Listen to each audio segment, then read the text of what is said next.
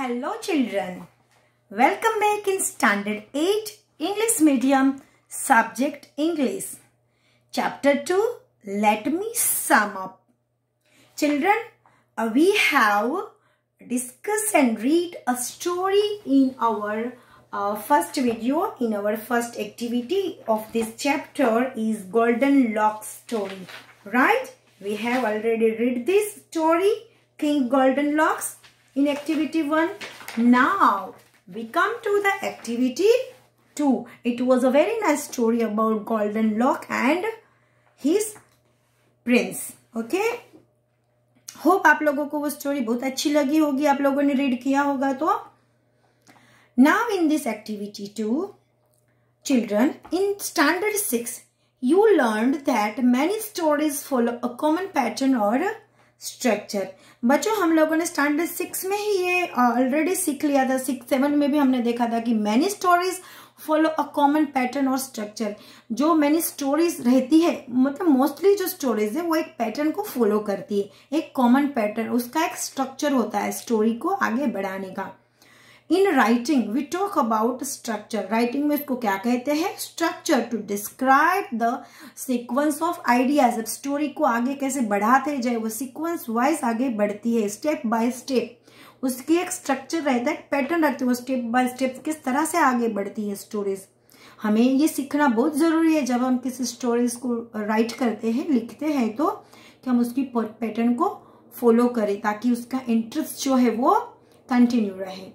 We learned that many stories use a structure that starts by describing a character. Okay? हमने देखा है कि कई स्टोरीज ऐसी है कि जो उस स्ट्रक्चर का यूज करते, यानी उस पैटर्न का, कि जिसमें वो जो start by structure that starts by describing a character, उसका जो मेन कैरेक्टर रहता है जो स्टोरी का, उसको डिस्क्राइब करते करते ही स्टोरी आगे बढ़ती है. ये पैटर्न हम लोगों ने काफी देखी है. एंड देन टेलिंग, अब उस कैरेक्टर को डिस्क्राइब करते करते हम उसको आगे आगे ऐसे कहते जाते हैं कि उसने telling how one day something happens that causes the character to have a problem. अब इस तरह से हम आगे बढ़ाते जाएंगे कि किस तरह से ये कैरेक्टर कैसा है, किस तरह है. वन डे उसके साथ ऐसा हुआ, ये हुआ, और ऐसा कुछ समथिंग हैपन हुआ, और उसके कुछ कॉजेज थे, तो और प्रॉब्लम थी, और प्रॉब्लम को फिर उसने सोल्व किया, और फिर एंडिंग रहती है उसकी कि हैप्पी और सैड, जो भी मोस्टली तो हैप्पी एंडिंग रहती है. तो इस तरह से हम स्टोरी को आगे बढ़ते हैं. जैसे हम देखते हैं यहाँ की golden locks was a happy Prince until he lost a toy that he loved. यहाँ पर कैरेक्टर कौन है? गोल्डन लॉक्स प्रिंस जो was the happy prince. वो कैसा था? एकदम हैप्पी प्रिंस था. पर कब तक था? until he lost a toy that he loved, जिससे वो बहुत ज्यादा प्रेम करता था अपने टॉय से. Next the story shows how the character tries to solve the problem. फिर आगे स्टोरी में हम बढ़ाते देखते हैं कि अब वो स्टोरीज को आगे जो प्रॉब्लम आती है तो उसको सॉल्व कैसे करते हैं, है ना. But it doesn't work and it cause a bigger problem. Golden locks try to get his toy. Golden lock ने अपनी जो टॉय थी उसको लेने की कोशिश की, but when he freed the giant he was banished. पर जब वो प्रॉब्लम को सॉल्व करने जाता है तब वो एक बिगर प्रॉब्लम में फंस जाता है ना, क्योंकि उसको फिर बैनिस्ड किया जाता है, क्योंकि उसने क्या किया था? जायंट को फ्री कर दिया था. वो टॉय, उसकी प्रॉब्लम क्या थी कि उसका टॉय लॉस्ट हो गया. अब टॉय को लेने गया तो उसने जायंट को फ्री कर दिया, करना पड़ा, क्योंकि उसको अपना टॉय चाहिए था. और जैसे टॉय मिला उसको और जायंट फ्री हो गया तो उसको बैनिस्ड कर दिया, यानी देश निकाला कर दिया उसके राज्य से. And finally the story shows that something changes and the character can solve the problem in unexpected way.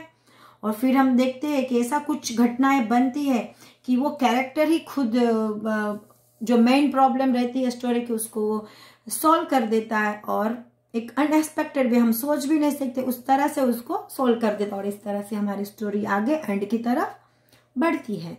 When the king needed his son and the giant to cure his illness.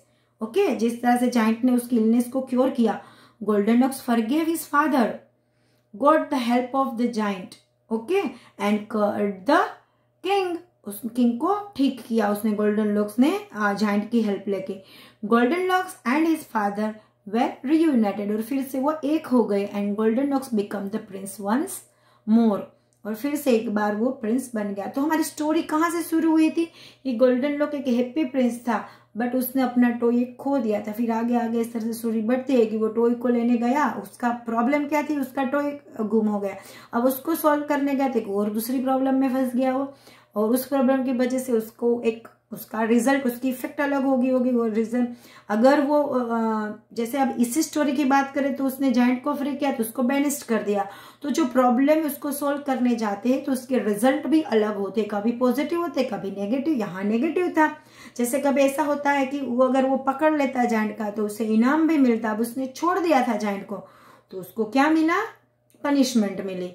और फिर एक ऐसी घटना बनती है कि जिसका solution सिर्फ उसी कैरेक्टर के पास होता है। तो इस तरह से हमारी स्टोरी आगे बढ़ती है और लास्ट में एंड।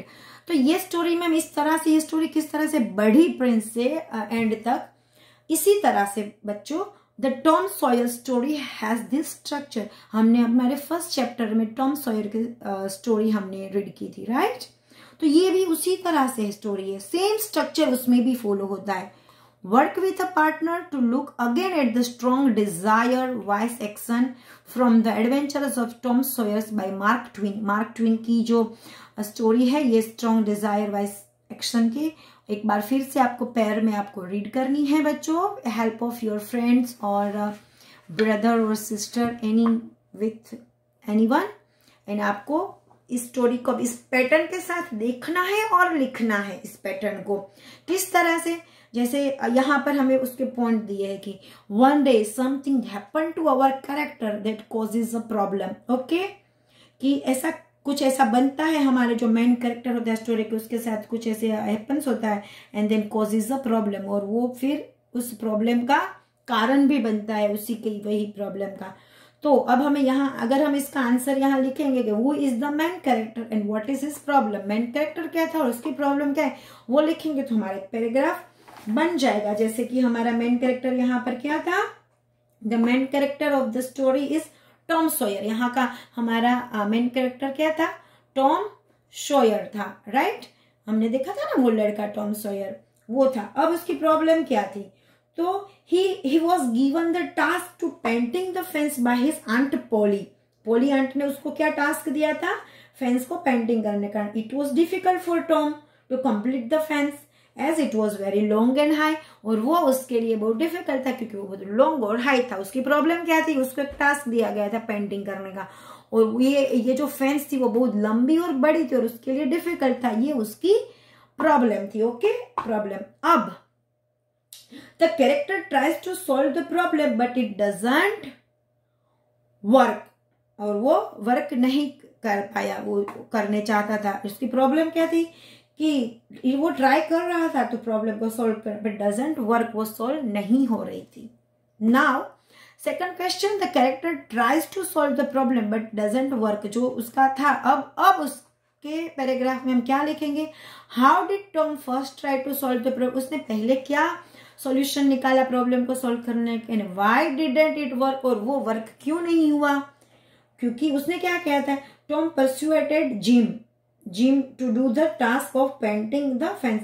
उसने जिम को काफी सारी लालच दी थी, राइट, कि तुम मुझे ये सोल्व कर दो, मैं तुम्हें अपना टॉय दूंगा, ये दूंगा, वो दूंगा। उस तरह से करने की कोशिश की उसने कि मैं जिम से काम कर ला रहा हूं, बट वो वर्क नहीं किया, जिम नहीं वर्क करने में। उसने क्या प्रॉमिस दी थी कि I promise to fetch water, order his playthings and even sold his sore fit. उसने क्या क्या दिया था कि मैं तुम्हारे लिए, मैं पानी भर के मैं आता हूँ, तुम कर लो ये यहाँ बैठे बैठे, और काफी सारी टॉयज भी उसको दिए थे, पर वो वर्क नहीं किया। But Jim run away as he was afraid of aunt Polly, और वो क्यों, वाई डिडंट इट वर्क, वो वर्क क्यों नहीं हुआ, क्योंकि जिम था वो पोली आंट से डरता था, इसलिए उसने वो काम नहीं किया और वो भाग गया। नाउ अब हम देखते हैं आगे, suddenly something changes so that the character tries again and solve the problem in an unexpected way. और सडनली ऐसा कुछ होता है, ऐसा कुछ चेंज आ जाता है स्टोरी में कि वो प्रॉब्लम उसकी वो सॉल्व हो जाती है कैरेक्टर की, राइट? उसकी जो प्रॉब्लम थी वो अगेन सॉल्व हो जाती है, और वो भी एक अनएक्सपेक्टेड वे से। तो वो अनएक्सपेक्टेड वे किया था और प्रॉब्लम कैसे सॉल्व होती, राइट? What changed?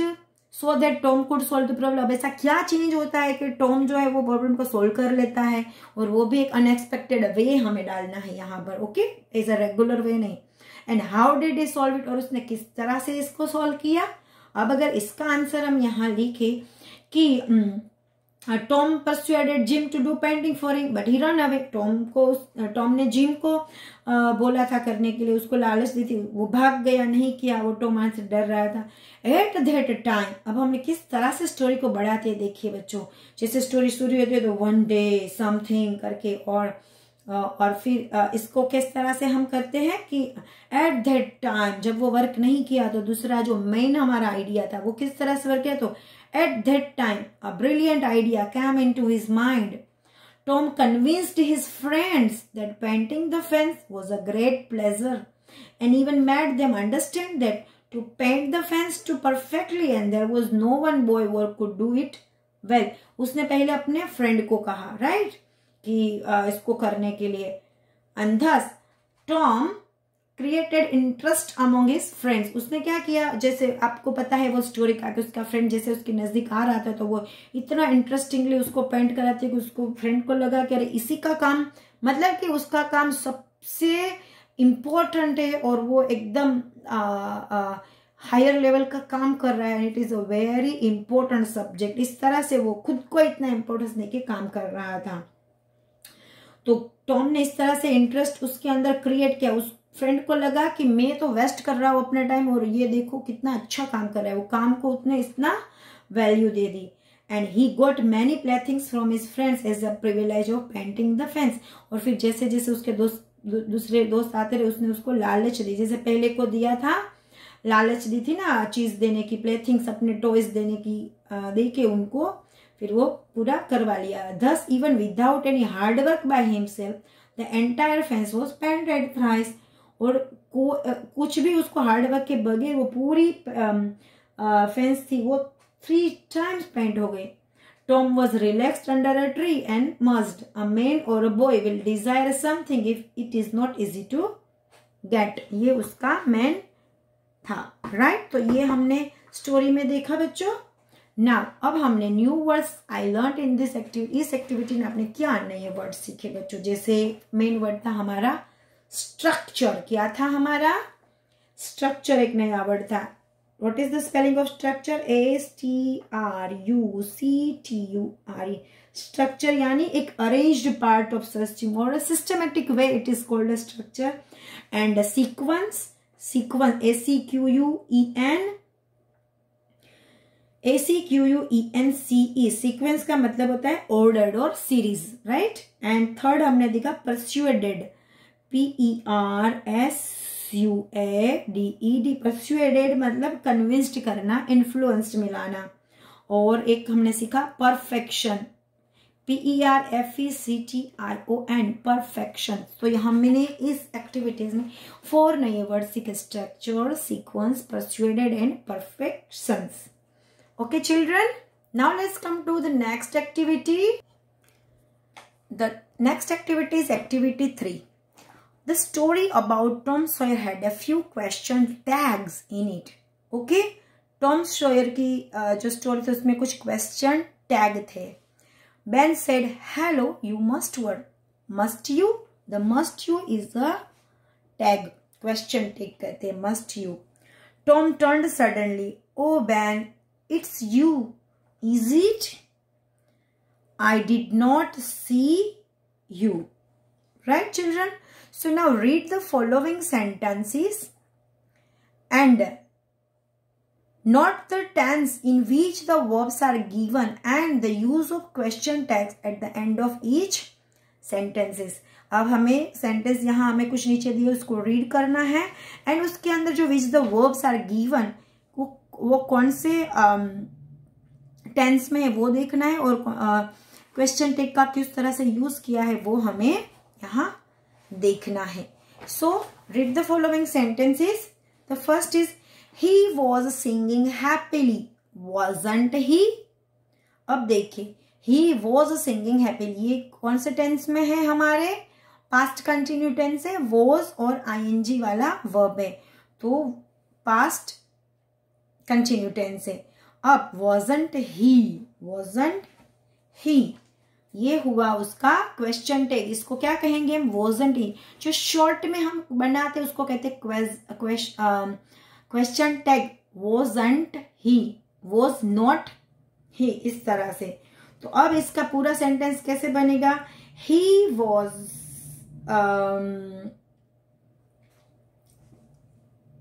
अब जैसे ये बना हमारा पास्ट कंटिन्यूस टेंस में, वैसे ही हमें इसमें क्या ये है क्वेश्चन टैग किस तरह से यूज किया, वैसा हमें भी एक और सेंटेंस इसी टेंस का बनाना है। तो क्या कर सकते हैं? जैसे ही वॉज सिंगिंग हैप्पीली, तो हम कह सकते हैं he was playing guitar happily और cheerfully, anything. He was playing guitar, wasn't he, इसी टेक का wasn't he, right. And second है I must get the water, I must get the water, must not it. Okay, देखिए ये जब positive होता है तो उसका जो क्वेश्चन टैग रहता है वो नेगेटिव रहता है। इसको नेगेटिव मस्ट नॉट आई इस तरह से बनाना है, इसको कहते हैं question tag. Children, the question tag is a one type of grammar, okay? And we often use question tag when we expect the listener to agree with our statement. तब हमें question tag की जरूरत पड़ती है। और question tag के two basic rules है about question tag. If the statement is negative, the tag must be positive. और if the statement is positive, the tag must be negative. देखिए जो स्टेटमेंट मतलब हमारा जो स्टेटमेंट है वो पॉजिटिव है, जैसे ही was singing happily, ये पॉजिटिव वाक्य है हमारा। तो जो क्वेश्चन टैग बनेगा वो इसके साथ ऐसे कोमा लगा के यहाँ हम इसको क्वेश्चन टैग लगाना है। wasn't he, तो ये नेगेटिव रहेगा, बट डिपेंड उसके टेंस के हिसाब से होगा। और अगर ये नेगेटिव होगा तो हमारा जो क्वेश्चन टैग है वो पॉजिटिव होगा। अभी हम इसका एक एग्जाम्पल देखते हैं। एक ये भी जैसे हम देखते हैं यहाँ 7 में कि she won't hurt you, she would not hurt you, okay, she will not hurt you, would not hurt you. तो ये हमारा सेंटेंस नेगेटिव है। तो यहाँ पर जो क्वेश्चन टैग बना वो क्या बना? Positive, will she, okay. और देख सकते हैं हम फर्स्ट और सेकंड में हमने देखा कि ही वॉज सिंगिंग हैप्पीली, यहाँ पर जो हमारा स्टेटमेंट है वो पॉजिटिव है, तो उसका जो क्वेश्चन टैग बना वो नेगेटिव बना, वॉजंट ही करके। तो ये उसके दो बेसिक रूल है। The tense of the tag is determined by the tense of the verb of the statement that preceded. तो इसके जो वर्ब है, हम इनके जो मॉडल एक्सुलरी वर्ब है जो भी, तो वो किस टेंस में यूज हुए उस हिसाब से उसका क्वेश्चन टैग बनेगा। But the main rule is statement is positive, then question tag will be negative, and the statement is negative if then the question tag remain positive. Okay children, now next, अब आप बताइए इसका क्या होगा। Third का हम देखते हैं। His hands moved more slowly, उसके हाथ बहुत स्लोली चलते हैं। His hands moved more slowly, mood मतलब कि ये हुआ पास्ट टेंस का, सिंपल पास्ट टेंस का। तो इसका क्या हुआ? डिडंट दे हुआ, डिड नॉट दे, नेगेटिव हो गया अब इसका क्वेश्चन टैग, क्योंकि स्टेटमेंट पॉजिटिव है। वैसे ही देखते हैं, aunt Polly talks about it, aunt Polly talks about it, बात कर रही है। तो ये टॉक्स मतलब कौन सा यहाँ पर है? प्रेजेंट टेंस है यहाँ पर। तो अब इसका क्वेश्चन टैग बनेगा वो नेगेटिव, डजंट सी, क्योंकि ये पॉजिटिव है तो आंसर क्वेश्चन टैग क्या बनेगा? Negative. Tom had planned to go swimming, अब ये स्टेटमेंट कैसा है हमारा? Positive, to go swimming, had planned. अब ये है हमारा परफेक्ट पास्ट टेंस है ना, ये पूर्ण भूतकाल है यहाँ पर। तो अब इसका क्वेश्चन टैग कैसे बनेगा? इसी को लेके हैडंट ही, हमें उसी वर्ब को यूज करना है यहाँ पर। क्वेश्चन टैग बना तो उसमें अंदर जो भी टेंस का वर्ब यूज हुआ है उसी को लेके, पॉजिटिव है तो नेगेटिव, नेगेटिव है तो positive. I am going swimming, I am going यानी चालू वर्तमान काल, ये कौन सा है? चालू, यानी प्रेजेंट कंटिन्यू टेंस है ये। तो अब हम प्रेजेंट का आई, अब आई का क्या हो जाएगा, aren't he, aren't I, sorry not he, aren't I, okay. ये हमने देखा कि सी वुडंट हर्ट यू, तो ये हमारा है positive, she wouldn't hurt you, positive है, ये नेगेटिव है, सी वुडंट हर्ट यू, तो अब इसका क्वेश्चन टैग क्या होगा, positive, will she. Tom had discovered a great law of human action, Tom had discovered, उसने फाइंड किया, great law of human actions का, ये पॉजिटिव सेंटेंस है, और हैड यानी पूर्ण भूतकाल, तो इसका क्या अब होगा, नेगेटिव होगा, क्योंकि सेंटेंस पॉजिटिव है, तो क्वेश्चन टैग क्या बनेगा, negative. Hadn't he, 9 sentence, he did not turn from his work, अब ये नेगेटिव है, देखिए he did not turn from his work, वो अपने काम से टर्न नहीं हुआ, ये नेगेटिव सेंटेंस है, तो अब इसका क्वेश्चन टैग क्या बनेगा, पॉजिटिव, इसी को यूज करके डिड ही, ओके। देखिए क्वेश्चन टैग बनाते वक्त हम दो ही चीज का यूज करना है हमें, एक तो जो वर्ब यूज हुआ है उसके अंदर वो वर्ब पॉजिटिव या नेगेटिव होगा, और जो सब्जेक्ट है वो रहेगा यानी करता रहेगा यहाँ पर, तो हमें वही दो ही चीज क्वेश्चन टैग में आएगी। I will get the Apple, अब ये पॉजिटिव सेंटेंस, अब नेगेटिव, इसमें देखिए इसमें सब्जेक्ट क्या है, आई, एंड विल यानी भूतकाल की बात हो रही है, फ्यूचर की, अब ये पॉजिटिव है तो नेगेटिव बनेगा, तो वुडंट आई, वुडंट आई, हमें ये दो चीज को ही यहाँ क्वेश्चन टैग में लगाना है। तो आई होप कि आप लोगों को एक क्वेश्चन टैग की फॉर्मेशन समझ में आ गई होगी, और आप आगे के इन सब के रिलेटेड आपको एक एक और सेंटेंस बच्चों बनाने हैं, okay. Now next come to the next activity, the next activity, activity 4। In the last unit, you learned about type of summary. Okay, हमने जो फर्स्ट यूनिट में हमने देखा था, हमारे जो फर्स्ट यूनिट था उसमें हमने क्या लर्न किया था, क्या सीखा था, समरी, कि हम समरी किस तरह से लिख सकते हैं ना, किस तरह से, is about a source, is neutral, is reference the source, और start with the main idea of the source, ये उसके अंदर आने चाहिए, ये पॉइंट, ये हमने समरी में देखा था हमारे प्रीवियस लेसन में। You learn to write one strong sentence to start a summary. You learned to write one strong sentence to start a summary. Summary start करने के लिए हमें एक strong sentence की जरूरत होती है। The last thing you need for a summary are a few details. और last thing हमें क्या होती है, few details की जरूरत होती है उस summary में डालने की। From the source that shows how the author expressed the main idea. वो source क्या है, कि सो हमें वो दिखाने के लिए कि किस तरह से, how the author express the main idea को उसने किस तरह से उसमें लिया है, वो भी हमें समरी में डालना चाहिए। And it should not include ideas that don't explain the main idea, और हमें वो चीज नहीं डालनी चाहिए ऐसा आइडिया जो मेन आइडिया से रिलेटेड ना हो, मेन आइडिया को एक्सप्लेन ना करता हो वैसा ना डालना चाहिए।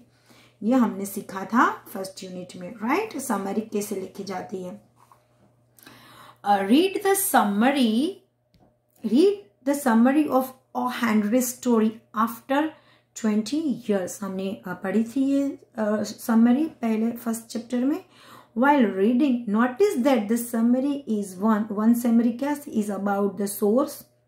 इसमें हमने क्या देखा था, नोटिस किया था, summary जो थी फर्स्ट था is about the source, second is neutral, third reference the source, fourth start with the main idea of the source, and fifth था उसके अंदर point contains a few details that tell how the author expressed his main idea, किस तरह से लिया था वो हमने देखा था उनमें। जैसे ओ हेनरी स्टोरी, ओ हेनरीज स्टोरी किसकी थी, राइटर का नाम आ गया, वो पैटर्न क्या है, स्टोरी है, आफ्टर 20 ईयर्स अब उसका नाम भी आ गया कि स्टोरी का नाम क्या है। रिटर्न अराउंड 905, और कब वो रिटर्न हुई थी, 905, तो फर्स्ट लाइन में ही सब आ गया, ऑथर का नाम आ गया, और जो साहित्य है उसकी क्या पैटर्न है, मतलब वो स्टोरी है कि नॉवेल है वो भी आ गया, उसका नाम भी आ गया, और कब रिटर्न हुआ था 905 वो भी आ गया। तो ये फर्स्ट सेंटेंस में इतना आ गया। Has the typical O-Henry ending in which the reader and the main character are both surprised. अब उसके अंदर क्या था, सरप्राइज्ड, वो भी यहाँ बता दिया।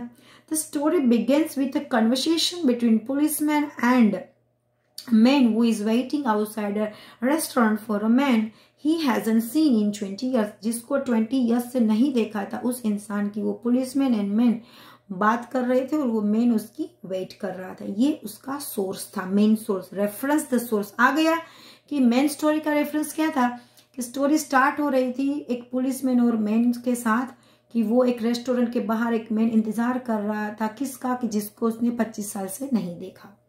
The two discuss the friend that the man is waiting for. वो दोनों उसकी डिस्कस कर रहे थे कि वो वेट कर रहे हैं।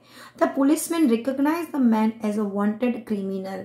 पुलिसमैन उसको पहचान गया था जो इसकी वो तलाश कर रहा था क्रिमिनल की। But until the man is arrested, और जब तक वो अरेस्ट हो जाए, neither the man nor the reader know that the policeman is himself the man's friend.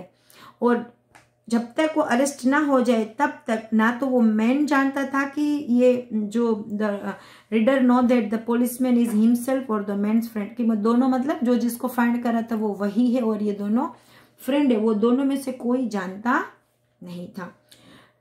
Now notice that the main idea is that the main character and the reader are both surprised. अब इसका main idea क्या था कि जो character है और जो reader है वो दोनों सरप्राइज्ड में थे। ओके, मतलब रीडर को भी नहीं पता था कि यही है पुलिसमैन जिसकी वो वेट कर रहा है वो, और मेन कैरेक्टर को भी नहीं पता था। Notice that the summary then gives 3 details that show how O Henry surprised us. अब और हमें 3 समरी दी थी कि किस तरह से इसकी समरी लिखी जाए और सरप्राइज जो है वो हेनरी हमें देना चाहते थे। ये हमने सीखा था एक्टिविटी 4 में। New words I learn in this activity. Now अब हमने इस एक्टिविटी में नए वर्ड क्या सीखे बच्चों? आप बता सकते हैं कि हमने इसमें नए वर्ड क्या क्या सीखे थे? यहाँ पर आप जैसे कि सोर्स, SOURCE, सोर्स हमारे लिए नया वर्ड है। सोर्स मतलब the point something comes from और स्टार्टेड। फिर न्यूट्रल, NEUTRAL, न्यूट्रल मतलब impartial, not bang, giving opinion on any side, okay, any one side, it is called a neutral. Now reference means mention to something, and conversation मतलब conversation का मतलब है talk। ये I think हम first chapter में भी सीख गए हैं। Now come to the next activity 5.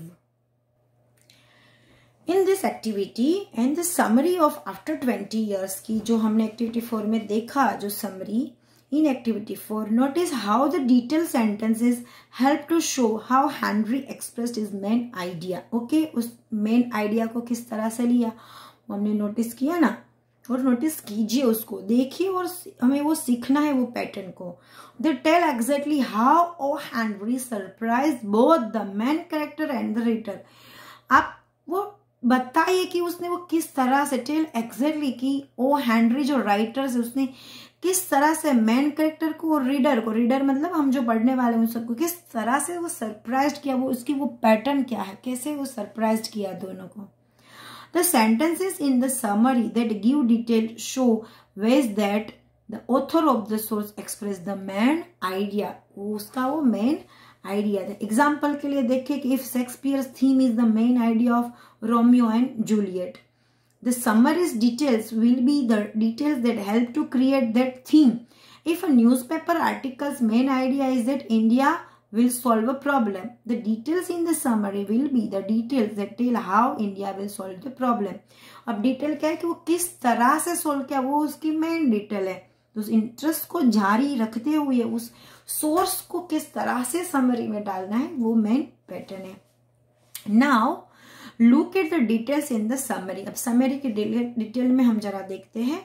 The first detail express the background situations and the idea that the characters interact. Okay, the first detail express the background situations and the idea that the character interact. Like the story begins with the conversations between the policeman and a man, and who is waiting outside a restaurant for a man he hasn't seen in 20 years. So this is the first detail expressed.